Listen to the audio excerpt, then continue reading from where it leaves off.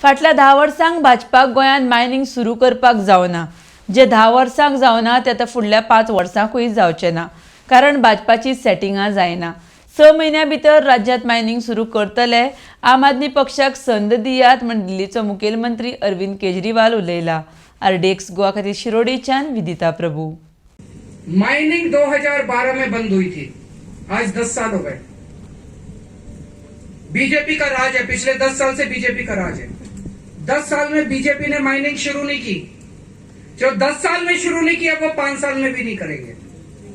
उनकी नीयत खराब है। सुप्रीम कोर्ट का ऑर्डर आया है, सुप्रीम कोर्ट ने ऑर्डर दिया कि गोवा में माइनिंग शुरू करो। बीजेपी नहीं कर रही। क्यों नहीं कर रही मुझे नहीं पता, पर लोग बोल रहे हैं कि उनकी सेटिंग नहीं हो रही किसी कंपनी के साथ। जब तक सेटिंग नहीं होगी वो माइनिंग शुरू नहीं करेंगे। हमें किसी के साथ सेटिंग नहीं करनी। तो अगर माइनिंग शुरू करवानी है 6 महीने में माइनिंग शुरू करेंगे। आम आदमी पार्टी को वोट देना, 6 महीने के अंदर माइनिंग शुरू करेंगे।